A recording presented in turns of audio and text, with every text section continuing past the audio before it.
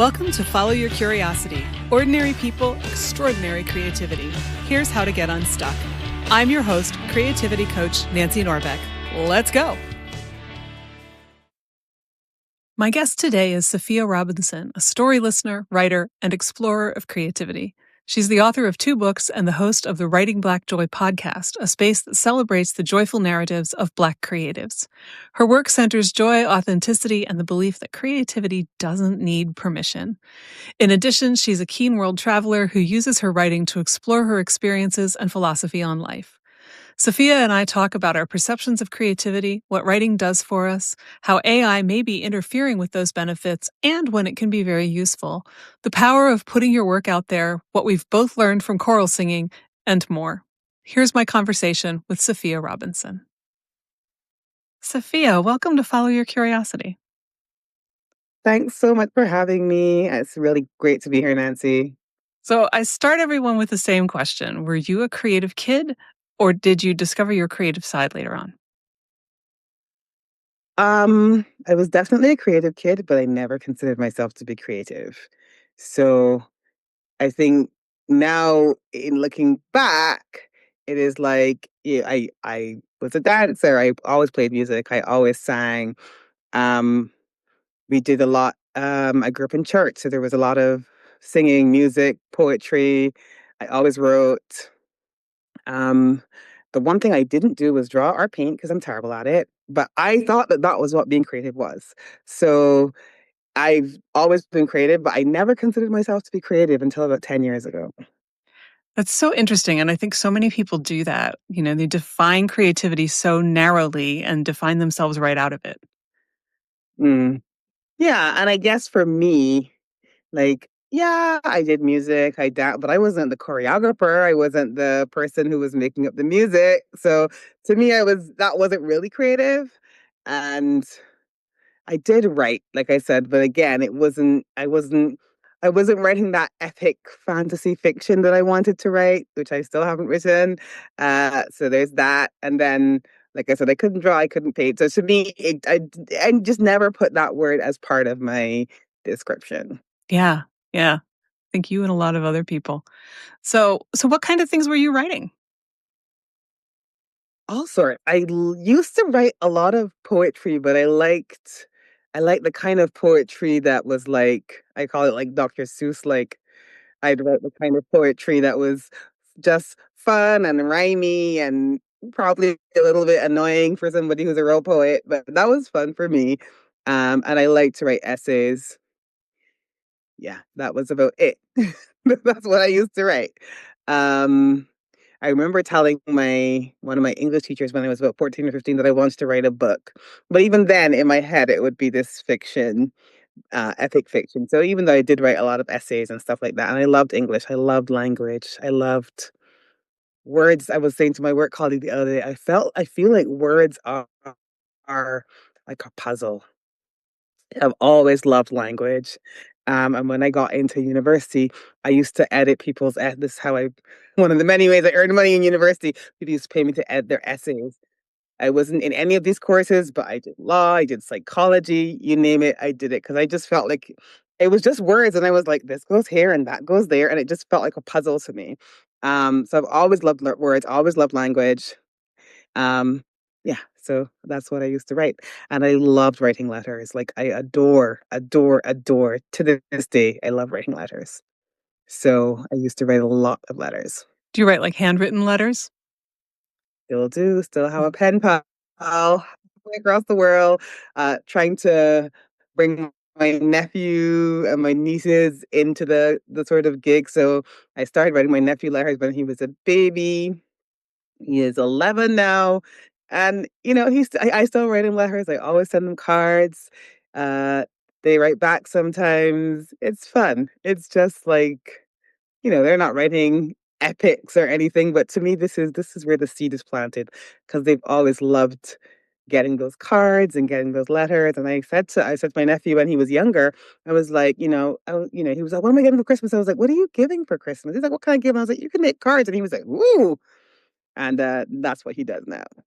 So yeah, I love writing for connecting either with others.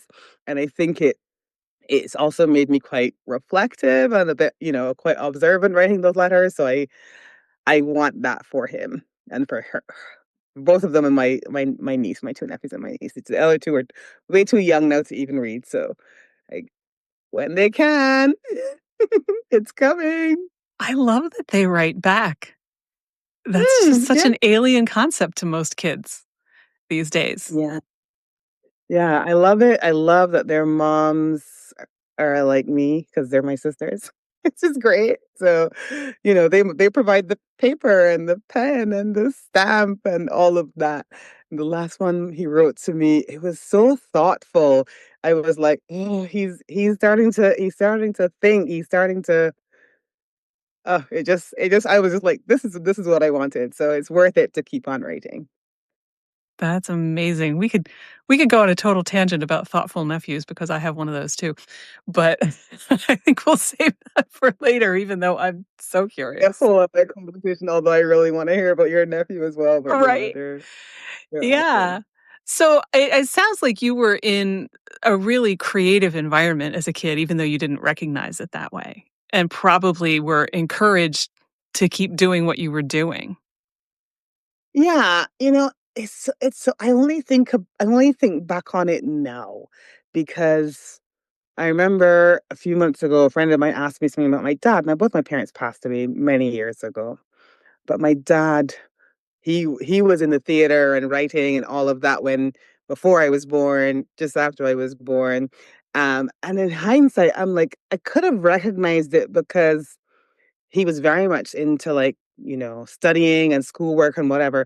But the fact that I was in the drama club and the band and the choir and dancing, and he didn't stop me from doing any of those things. I'd never really put two and two together because he was happy as long as he's like it's not going to distract you. In a way, he could have been the one that was like, no, don't, because I know people whose parents didn't allow them to do those things, and he orchestra, bands, like do your thing. And so, in hindsight, I think for him those are those are a part of life, even though you have to still get your job and do your thing. I feel like he was encouraging in that way. And yeah, so that was the kind of environment I enjoyed those things anyway. And I was allowed to do them, which is great. That's great. I mean, that doesn't surprise me since you said he was in the theater that he was totally fine with you doing any of that stuff. That's fantastic. Yeah, so it was good.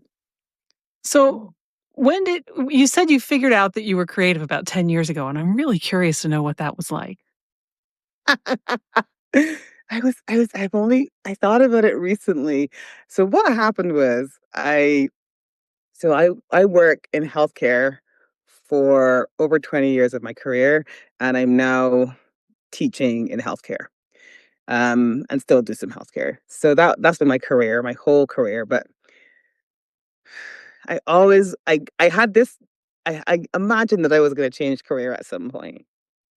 And so at some point, I was doing this career coaching with this course I was taking and whatever, and you put words together, and I wish I could remember exactly what I was doing when I came up with this thing, and it was about being creative and being a problem solver. And I told my sister, and she was like, "Oh, that's weird. You don't consider yourself to be creative, do you?" Now she has always considered me to be creative, but I was all like, "Nah." And she can draw and she can paint, right? So to me, she's the creative one. So I was like, "Nah." And she was like, "You don't consider yourself to be creative?" No, and I was like, "No, I really, I really don't." But that's interesting. And it was just like a little seed. It was just like a little seed, and then I probably forgot about it because it didn't bring me the dream career that I imagined I'd walk off into, and so life went on. And then, but I always wanted to start a blog. I always wanted to start a blog. Y and what was funny was I thought I would write fiction, but years ago, I was living in Tanzania, I was working with a charity there, and in order to keep in touch with my friends, I started writing these, like, newsletters.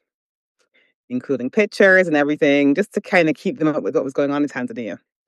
And then I remembered I started that just after I left college. Me and my best friend went traveling, and I'd write, and this was early email, blue screen, like, right. And I'd write these emails to my friends, and I really enjoyed it. And so I thought, if I could enjoy that, I could probably write a blog. That should be interesting. Yeah. So I started a blog about 8 years ago, still have it to this day. Um, and at the time, I was writing the life lessons I learned before I turned 40. It's supposed to be 39 lessons I learned before I turned 40, and the blog was called 39 and Counting. I am reliably informed it still is, even though it now has a different name. That is still the base. Um, I'm not very tech savvy, so that is still the base website address, but it's now says something else. So it's still called that 39 and Counting. I'm much closer to 49 now than I ever have been before, but it's been a good ride and I really enjoyed it. And that was when I felt like I leaned into being creative. Yeah, that was when I felt like I kind of leaned into it. And by doing that, I feel like it made it meant that I was trying things more, I was doing things more, I met more people, I was chatting to more, like it kind of opened up that door at that stage. Wow.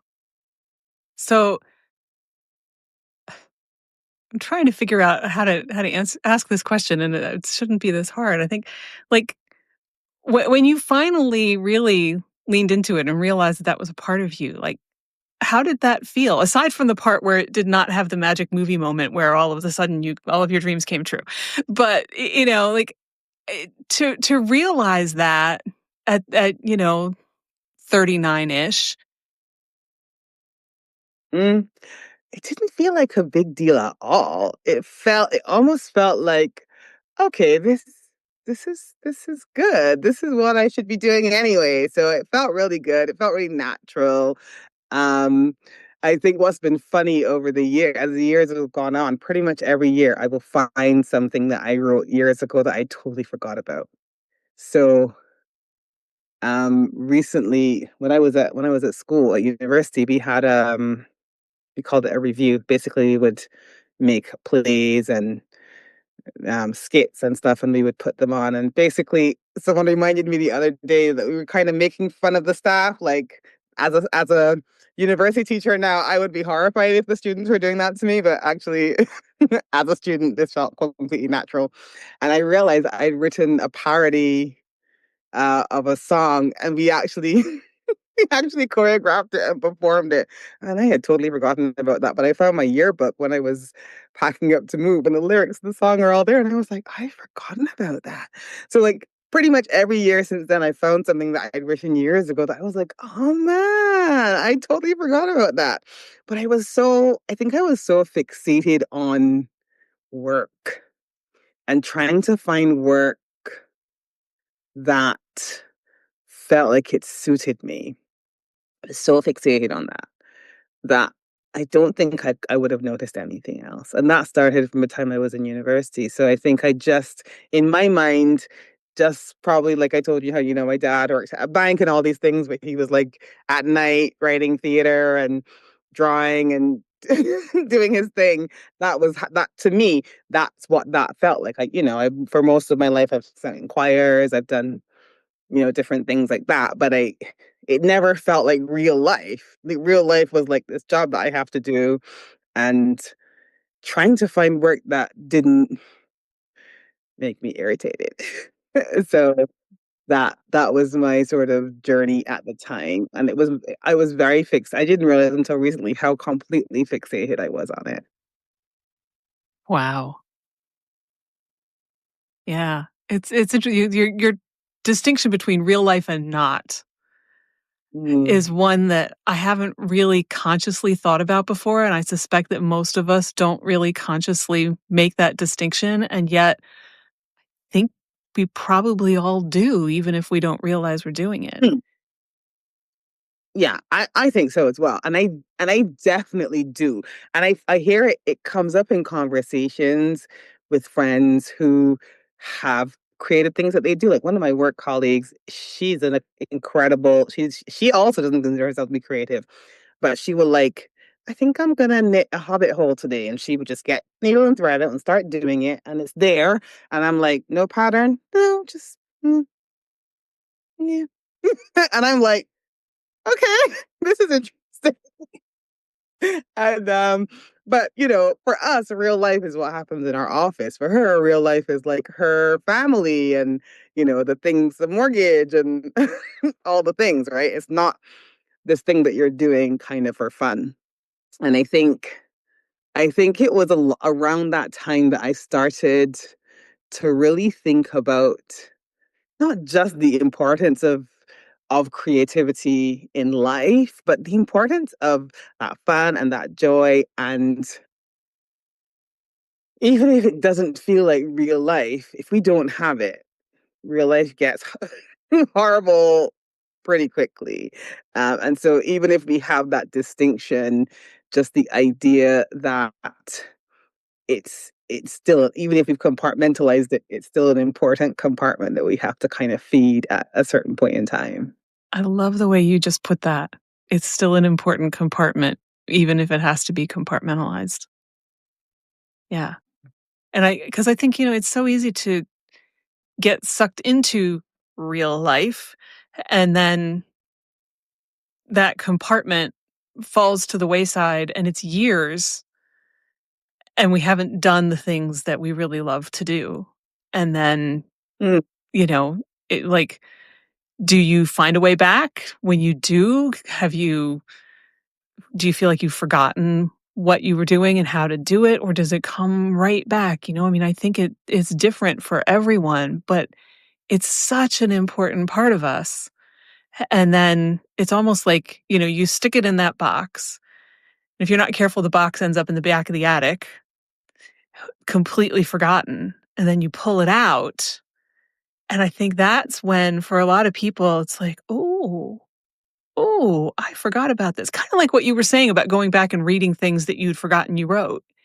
I think there's something there that always wants to be there, but it's so easy to let it go.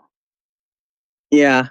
And I consider myself to be lucky that because I kept writing letters and I kept on doing that because that was my way of connecting with people.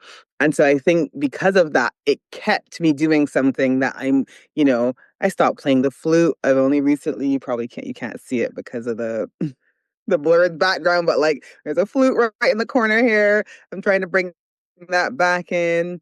I never stopped singing, but to me that was just like a choir. It's not, but like there were things that I did stop doing.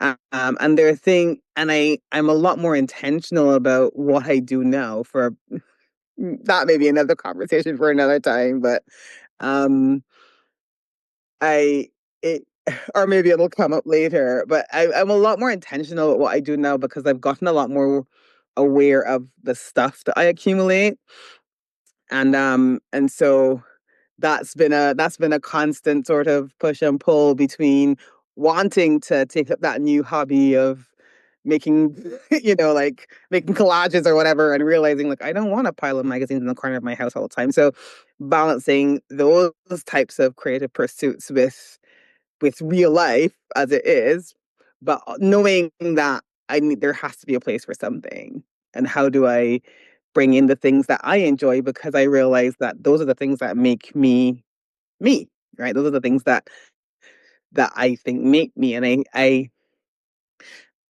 having gone on that journey, and now that I am working at the university and I'm seeing students that come in, that the first thing that goes is this creative thing that they did. And I think because I never gave it up at school, I never gave it up in college. So I was at university, and I used to be in the play every year. I used to, like, I still would make space for those things because I was like, well, this is important enough that I don't want to have nothing fun in life. Um, but watching students go through that, and then even like I think I've been talking about this so much recently. The We've been talking so much about AI recently and how our well, for me, it's how our students are using it. And I just feel like you're gonna leave your whole creativity and your whole like humanity. You're gonna outsource that to this thing, and then what? I'm so glad that I'm old enough that I grew up without the internet and all those things, and so I was writing letters, and so I kept doing that. But there's some people who've never written one in their life, so it's a different world, and yeah, I think about that a lot. Yeah. And that the idea of outsourcing your creativity to AI just reminds me of all of the posts that I've seen online that were said, I want AI to come and do the things I don't want to do. I wanted to come and do my dishes and clean my house and whatever to make room for me to be able to do all of the things that AI wants to do for me. I want to go and do all those creative things and I don't have time because I have to do all this other stuff. So why is AI coming in and having it so backwards? Like I don't need you to do all the creative things. Do the things that make me time to do the creative things. But I think for me, what this goes back to, and this is why I think it's something that I think about so deeply and I talk about so much. It goes back to right what we started with at the beginning, and those ideas around what creativity is and what it means to be creative. And I think, I have a podcast as well, and one of the things I found interesting when I started it is I interview creatives, I interview writers. I'd say to people, "Oh, I'd love to have you on the podcast." And they'd be like, "Oh, I'm not a writer." And I'm like, "I'm literally holding a book in my hands. I'm not really sure what you mean." Right. And, I've had people to me, "Oh, you have to write 3 books if you want to consider yourself to be a writer." And I'm like, who whose idea was that? Like, who made up that rule? And I I have the sort of personality. I do not like arbitrary rules. I'm like, I am sorry. What? You you have to write 3 books to call yourself a writer? I don't think so. Personally, I don't think you have to write any books to call yourself a writer. But I think a lot of that gatekeeping, what it has meant is that, for me, I never considered letter writing to be creative, but it kept me writing my whole life. And so then when I started my blog and started my other thing, and in fact, that first novel that I wrote, which was not an epic fiction, but it was a I wanted a book that was this where the story was told through letters that were written, and that was the first book I wrote, and it was so fun because I just got to write letters for the whole book, and I loved it.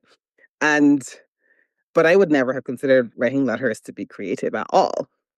And I think that I those ideas around what we consider to be creative, when we start doing that compartmentalizing, then it's easy, when I think about it from the perspective of our students, it's easy to not feel like the essays that you have to write are creative, or the that reflective thing it's easy to feel like this is just a tick box exercise. I need to pass this thing.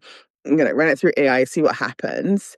And whereas, when we had the conversation about is it, at this point, is it important for our students to even learn how to write?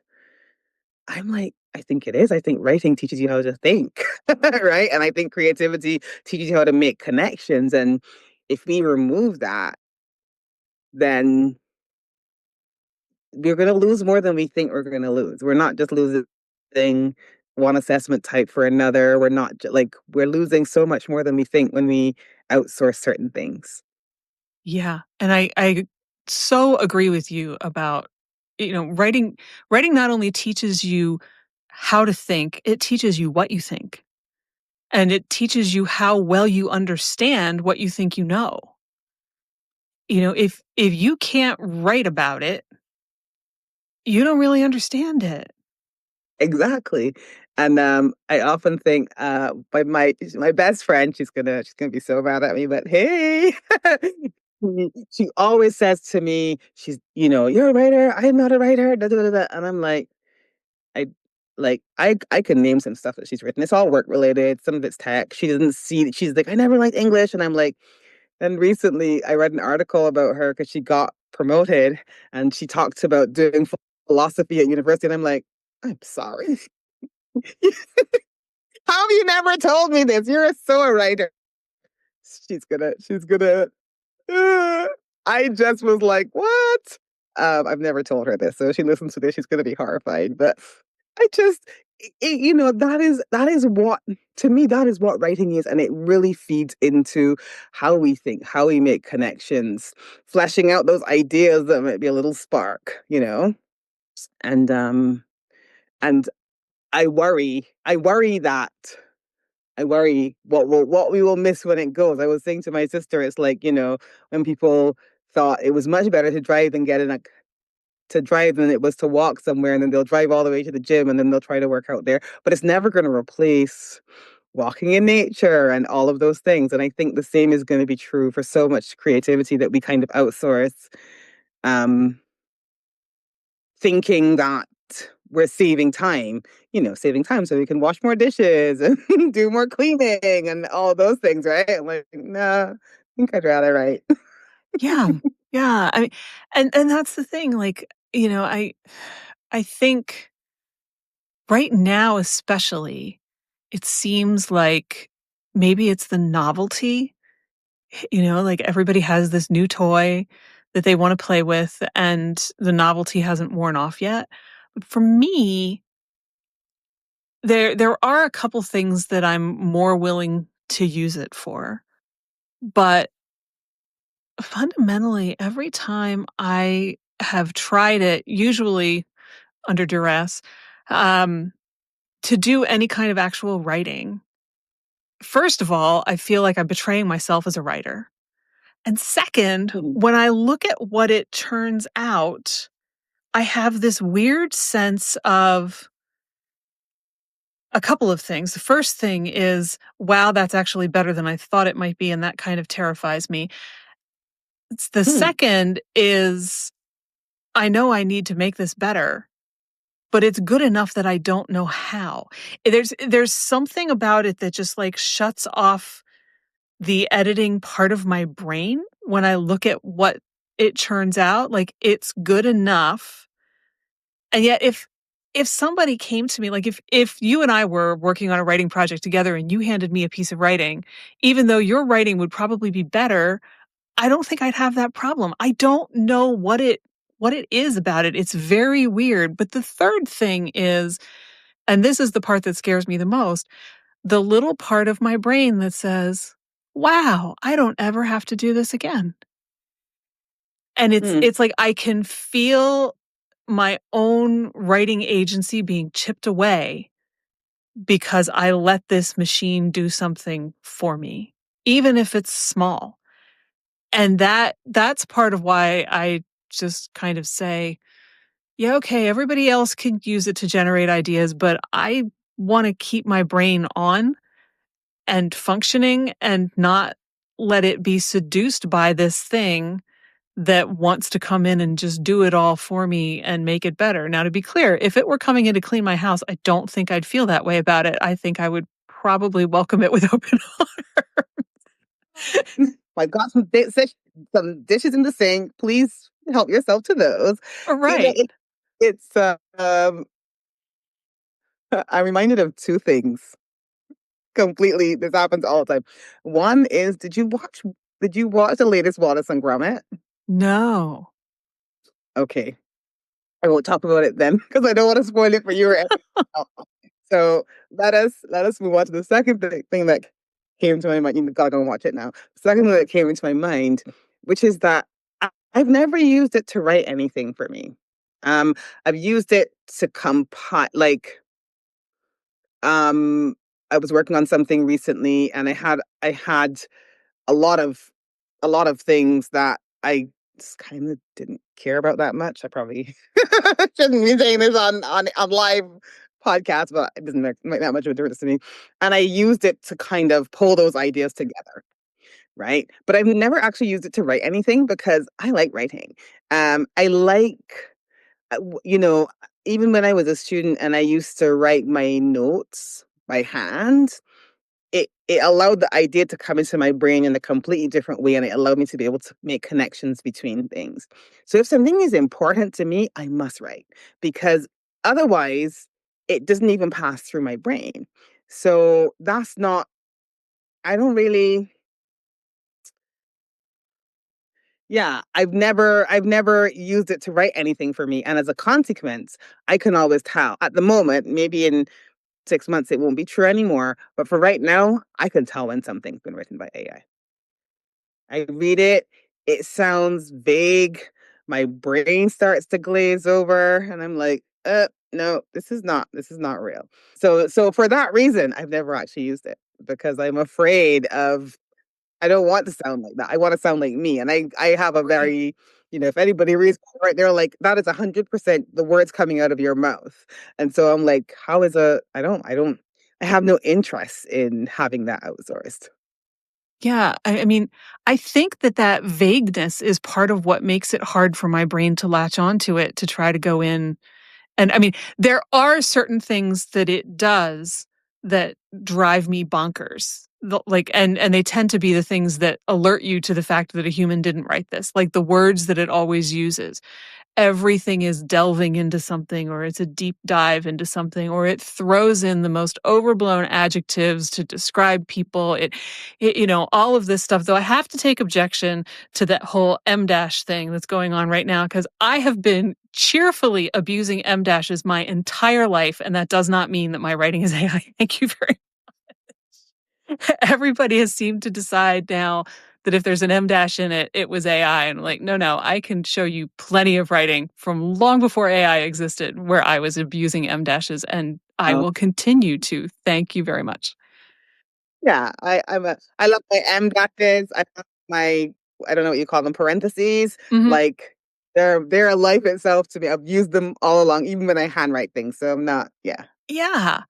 But though I do remember my um my 12th grade English teacher telling me that M dashes were a cop out and that I shouldn't use them. Obviously, I listened really well. Like, sorry, they're my best buds. But there is one thing that I used it to write that was, I have to say, was really helpful, and that was the first draft of a cover letter, where you uploaded your resume and the job description, and it churned out a cover letter, and it was truly, truly terrible. And maybe because it was a cover letter, it was much easier to look at it and say, this is absolutely awful. But what was helpful about it was I didn't have to write the first draft myself, because I was Mhm. absolutely stuck staring at that blank page. And when I got this terrible draft, it was like, okay, this is absolute garbage, but now I have something to work with. And I think I changed like 95% of it, but that was so much easier than having to construct it for myself. Because I'm sorry, a cover letter, in most cases, I imagine that there is somebody out there who really makes an art form out of cover letters, but it's not me. Cover letters to me are not particularly creative writing. They're kind of a necessary evil instead. So in Yeah, that case, I make an exception.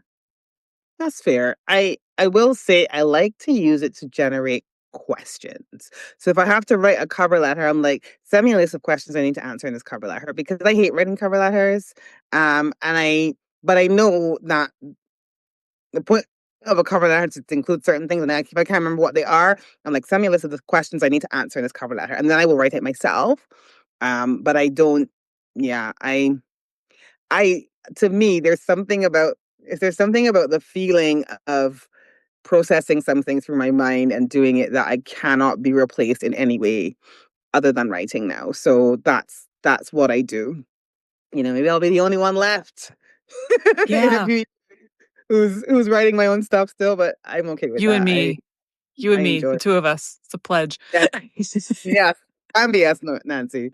So yeah, but yeah, it's it's hard as well, because I know people who really find writing difficult. Hmm. They really difficult, and so I can see why. And there's something happening at work right now where I feel like your ability to write will be the one of the things that helps to determine what happens next. And so it's not fair on people who are not able to craft that thing. And that makes me really upset because I don't like things that I feel unfair. But so I get it. I get that there's some people who find it difficult to write. And for them, this feels like fresh air almost to be able to do something that they didn't previously know how to do or think they could. And, nothing can replace for me a lifetime of writing other things, which has brought me to the point I am today. If someone has never done that, then, it's not fair for me to say, well, you can learn how to write when I've been doing it since I was able to pick up a pen. And that was, several decades ago. So it's a tough one. But my feelings are my feelings. I really do think I you know I do think that it is human to create, and that outsourcing that is a to me it feels like we're losing our humanity. It sounds really dramatic, but I told you I'm a theater kid, so I'm a bit Hey, dramatic, and that's how it feels to me. So yeah, yeah. No, the other thing that I am thinking of as we're talking about this is that about 10 years ago, I did some writing tutoring and I had a kid that I worked with who was this bizarrely kind of blank slate in the sense that, to try to give him a focus for what he was writing, I would ask him like what he was interested in and what are your hobbies and whatever, and he would literally just shrug at me. And I thought there's got to be something, and like I think he played the violin and he did a sport, and when I asked about those, he's like, "Well, my mom sends me for lessons." So it was like just this complete disconnection with interest in things. And I mean, he was perfectly happy to sit down and, write something for his English teacher when he understood the assignment, which is a whole other subject. Um, or to write, a podcast piece. episode. Hmm? A whole other podcast episode. Oh Lord. Teachers, please write clear assignments for your students. That's all I'm saying. But, and he would write a short story for me and whatever. And that was fine. But it was like I couldn't get him to really actively, meaningfully engage with anything. And it scared me. It scared me because I sat there watching this kid and I kept thinking, your answer to everything is to shrug. And someday somebody is going to come along and look at you and say, you are the perfect mark for whatever kind of con I'm trying to put over. And you are going to be in so much trouble. And I finally, kind of in desperation, and I don't know why his parents didn't seem to be particularly concerned about this unless they just weren't aware, but um, I started teaching him about how advertising works. 'Cause I was hoping that maybe it would upset him enough to realize that people were trying to manipulate him, that he would start to care. And I'm not sure how well it actually worked. But when I see people kind of surrendering their brain power to AI, that's what it reminds me of. It's like, I don't think we want to be a whole culture where we just shrug and go along with whatever we're told. Because historically, people going along with That's whatever they've never been ended told, well. it doesn't go well. Never ended well. And I think that is a great way to describe it. It's um just yeah, ticking a box, going along with it and see what happens. Never ended well. Never ended well. And so yeah, I the world is going to be in the hands of the creatives. I Yeah, firmly believe that. So we'll see what happens. I hope so. And I hope in a really good way. I hope that it brings things like writing and the arts into more prominence and gives them more value when they're done by humans rather than done by machines. So too. But yeah, I guess it remains to be seen. It Yeah, time will remains to be tell, seen. right? Yeah. You tell. So tell us about your podcast. My podcast. So I find it difficult to know where to start with the podcast sometimes because it's it's important to me. And when something's really important to you, sometimes you're almost like, I can't even get the words out. Well, let's start with the title. But I can't. I can and I will. So I have a podcast that's called Writing Black Joy, and I interview Black creatives with joyful stories about their creative um, process, about their projects, about whatever we feel like talking about, right? Um, when I started it, for me, one of the things that I noticed when I was because I grew up in Barbados, so I grew up in the Caribbean, and there were books written by Caribbean authors. I also read a lot of books by British authors, lots of Enid Blyton, lots of C.S. Lewis, some American authors. I was a big reader as a kid. And my sister always tells me I could read from the time I was like 3. And I was always like, I don't believe you until I can see her younger son, who is now 2. And I'm like, he can read though. So now I'm starting to wonder, maybe I could read from the time I was 3. I don't remember it. So who knows? But I've always loved reading. And I've always wanted to write. But I felt like I didn't want to read the type of books that I was reading that belonged to that genre of Caribbean literature. Um, but it felt like I'm from the Caribbean. This is what I'm supposed to write, and I don't want to write it. And I want to write fun books. I want to write books that are like fun and playful. And I felt like the only books that I could write about someone who's like me, Black from the Caribbean, would be these books that I didn't want to read. And I was like, yeah, no, no.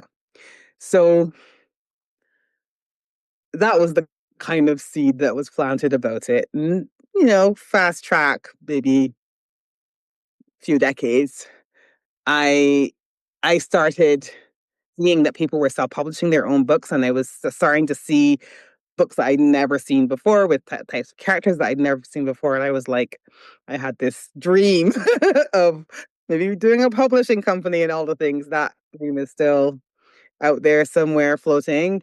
But my editor at the time, who had edited my first book, was like, that's a big idea. You need to make it doable right now, because it was felt beyond what I couldn't even, it was such a large idea, I couldn't even figure out where to start. And so she was like, make it small and do a small version of it. And so I decided, and it's so funny because this has only recently really come back to me full circle. But at the time, I wanted to create a gallery. So, like an art gallery, but for writers. So, and it was going to be digital. Anyway, I still laugh when I look at that jacked up website that I created because it was really terrible. But I collected the writing, and I was like, oh, it'd be great to showcase the writers. I think I'm going to just send them some questions and get them to send me some answers. And I was like, oh, it'd be fun if I could interview them and record it. That's how the podcast started. So the premise is still the same. I interview Black writers about joyful stories, their own experiences as creatives, all the things. Um, Except now I do creatives because I feel like right. I have a special place in my heart for writers, but I feel like we tell stories in so many different ways, and I wanted to capture some of the stories that were being told that weren't in written form, and so it kind of expanded to creatives. And I made it seasonal because it was all I could handle. And that is my podcast. That sounds fantastic. I love that you got there through this big idea and it kind of morphed along the way. I think that's so cool. Because our ideas don't always come out the way we expect them to, but that's not necessarily a bad thing. I mean, look at you. You're interviewing I all of know. these people. Yeah. And and I still might create, I still have dreams of creating that platform. I still have dreams. I still have lots of big ideas. Like they aren't going anywhere.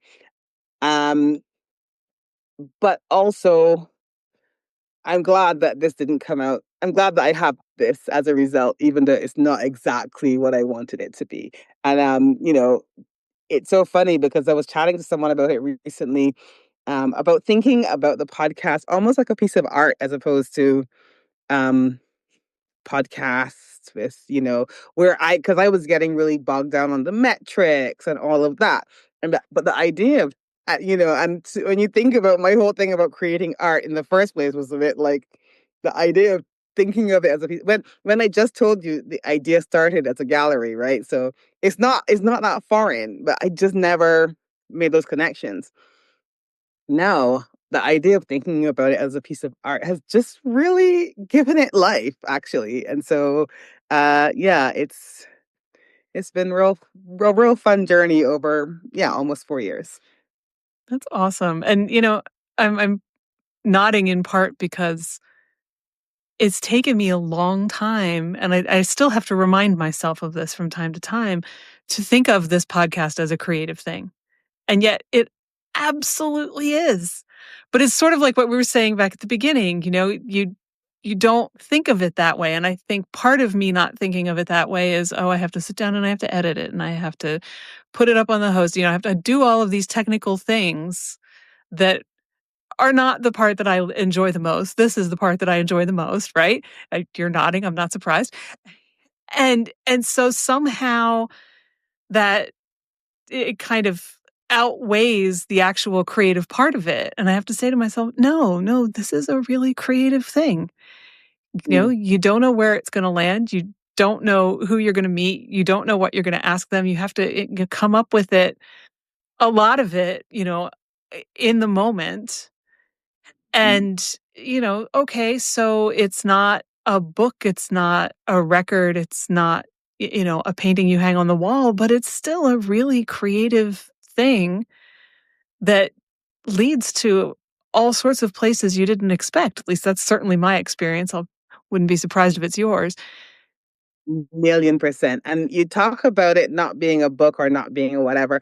Part of the reason I started interviewing creatives rather than writers was because I, to me, I felt like these outcomes, these whatever you want to call it, these creative projects, to me, they're I grew up years ago when what really influenced were books and films and maybe a little bit of TV. I had only one channel until I was, in college. So maybe a little bit of TV. But now there's YouTube and there's blogs and there's podcasts and there's all of these different things. And I feel like they're as influential on us as a book or a story or whatever. And so to me, that's one reason I think of it as creative. But the other thing is I self-published a couple of books. And it shocked me the difference between writing the book and the publishing tale of it. Like you just talk about the difference between having the conversations and the editing and the whatever, whatever. That whatever, that was what I felt when I was self-publishing my books. And I couldn't, I hated it because I write fast and I felt like it took me 10 times longer to publish the book than I did to write it. And that made me so ugh, like irritated. But sorry for the random noises. But I was so mad. But also, that's I feel like that is always true if you want to share something you've created with the world. I've had a blog for a long time. Writing the blog, no problem. Publishing the blog, whole different conversation, right? And I think I actually think that sharing piece is a different part of the process. It's a different thing within in and of its own right. And it brings with it its own sort of benefits and what's important there. I can tell you that writing the blog was not as transformational as putting it out there.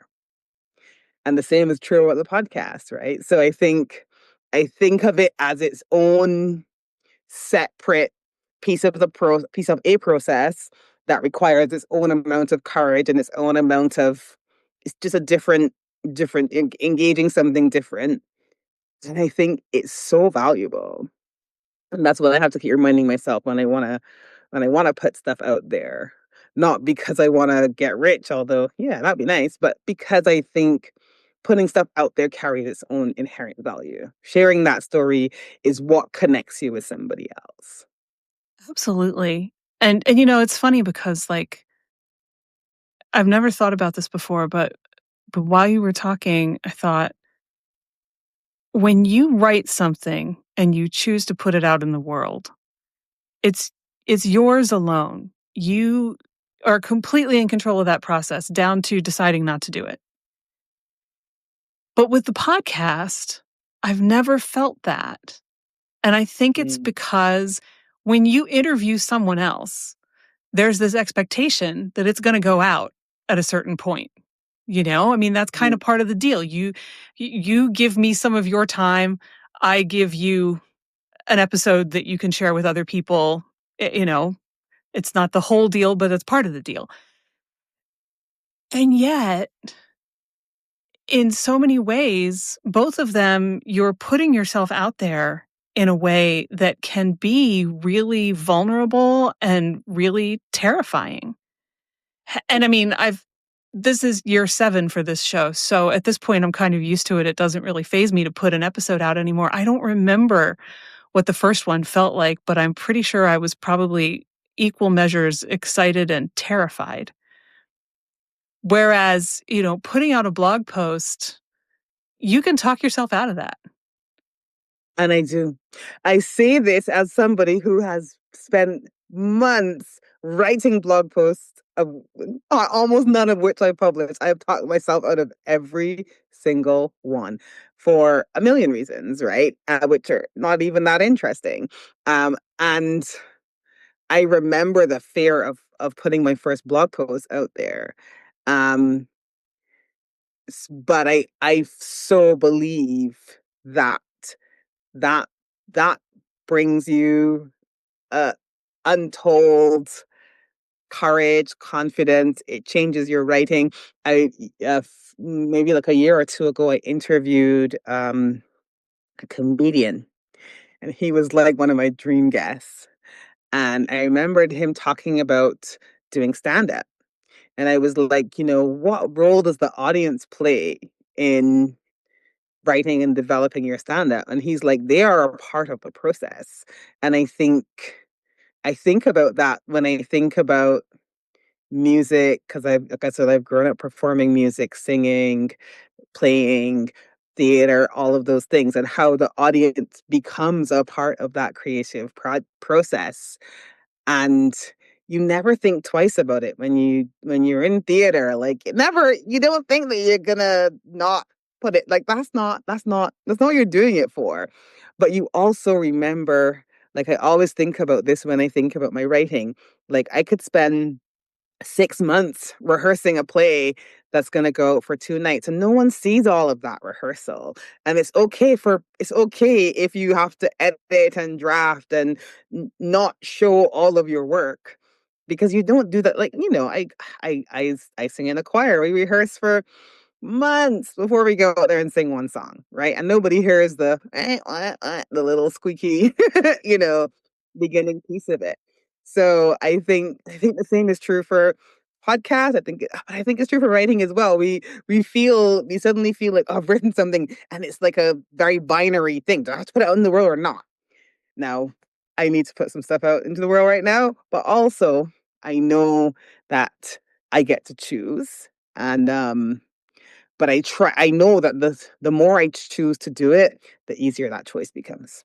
Yeah. Yeah. And the more confidence you build as a result of having done it. Like I put the thing out there and I did not spontaneously combust. I am still alive. It's okay. Maybe I can do this again. Yeah. And the funny thing about podcasting is there's so many people that don't publish their podcasts. If you think about it, right? I know as many Yeah. people who wanted to start podcasts who haven't, as people who wanted to write a blog or a book who haven't. Or people who last a couple of episodes and then that's it. Yeah. Absolutely. Yeah. Well, and there's something else that you just mentioned that you've mentioned before that we both have in common, which is choral singing. And in light of what we were just talking about, like I've had wicked stage fright for pretty much ever. But singing in a choir to me never had that problem. And I think it's because you have that whole safety in numbers thing, right? Like if you're afraid to do a creative thing on your own, go find a choir. And and also, you mentioned nobody sees those first ugly moments when you're sight reading a piece and going, "Wait, what's this doing and how does this fit together?" But I love that part. It's sort of like when you go to the orchestra and they're tuning up and there's all of that cacophony at the beginning and then, the concertmaster comes out and plays the A and all of a sudden everyone is playing an A and it's like the chaos turns into order and that's kind of what happens in a choir. Except that you're all figuring it out together and without all Mm. of you wouldn't have that piece of music. I always find the rehearsals so much more interesting than the actual performances. I don't know if I'm just a weirdo about that, but I think that's where all of the cool, fun, creative stuff happens. And the performance is just And the icing on just the cake. okay, exactly. I so agree with you. I actually went to a music workshop yesterday with my two choir directors, and we were talking about just that because I always remember I'd been in choirs for a long time, but I'd never really thought about it until now, which is weird, right? But I remember going into the choir, and it happens every term when we're learning new music. We come in at the beginning and they hand out the music and then they kind of they put it on Dropbox and then they're like, you sing the first line and the second line, then you can put it together. And I'm like, oh, what is that noise? And they're like, that's amazing. And I'm like, okay. And after a couple of years, now I'm like, you know what? They can see it. They can see where this is going. And I need to see that too. I need to see this noise as the sort of the beginning of something that's going to be amazing because it always is. And I I think a part of being a creative is also being able to hold that vision, right? Hold the vision of, "Yes, this is terrible, but it's going to be really good at some point." And I love that being in the being in the choir has given that to me. Being in orchestra has given that to me. That knowledge, even theater, I always think to myself, like, I love the sort of last I love the rehearsal process, but what I really like is that first time you do a run through and you're like, this is a thing now. Like it's always blows my mind every single time. It blows my mind. And I try to bring some of that into my writing. Yeah, it's like, oh, it's a real thing. Like when you see your book in book form for the first time, it's like, oh, it's a real thing. But I'm also reminded, I went to a reunion for my college choir last year and I did not sing this time. And sitting out and listening, I thought would be really painful. And it wasn't. Um, it wasn't. But there was a moment during a break in all of the rehearsals when a bunch of my friends from my era and I were talking and they mentioned the one piece and they said, I have no idea what the heck is going on in that piece. And I know that feeling of something in here is supposed to make sense and it's just not doing it. And I have no idea. And this must be a mess because it feels like a mess in my head. But I said to them, I know why you're saying this, but what I can tell you from sitting out and listening is that that is the most gorgeous, incredibly gorgeous piece. And you can't hear it yet because you're trying to figure it out. But I am here to tell you from out there, it is stunning. And Yeah.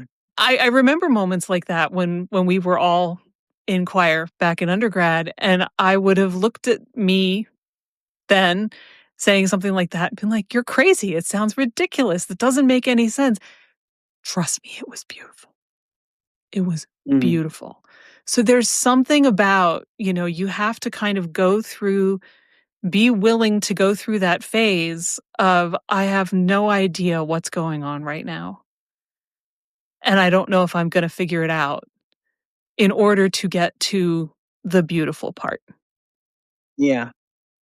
And I think that is it. Someone asked me last night because our choir directors have 2 choirs, and quite often we'll do concerts together.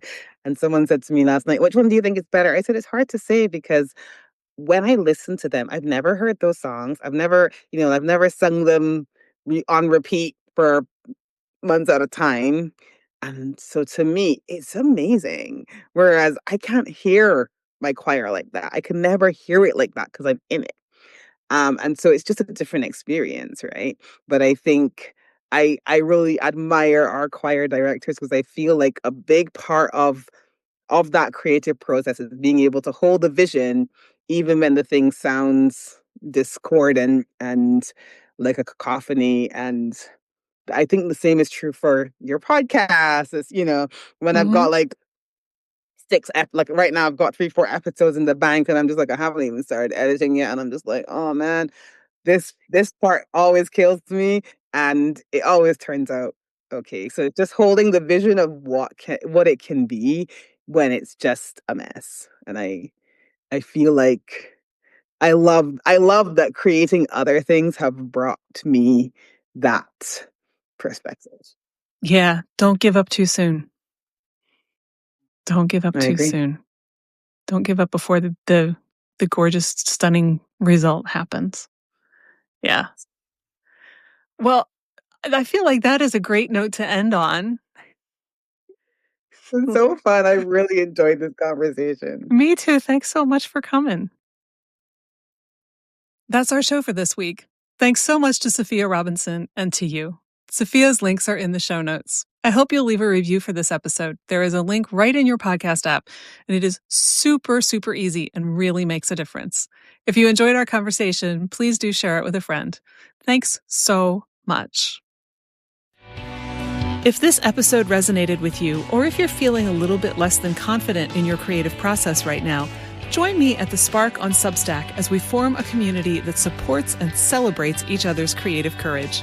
It's free, and it's also where I'll be adding programs for subscribers and listeners. The link is in your podcast app, so sign up today. See you there, and see you next week. Follow Your Curiosity is produced by me, Nancy Norbeck, with music by Joseph McDade. If you like Follow Your Curiosity, please subscribe, rate, and review on Apple Podcasts or wherever you get your podcasts. And don't forget to tell your friends. It really helps me reach new listeners.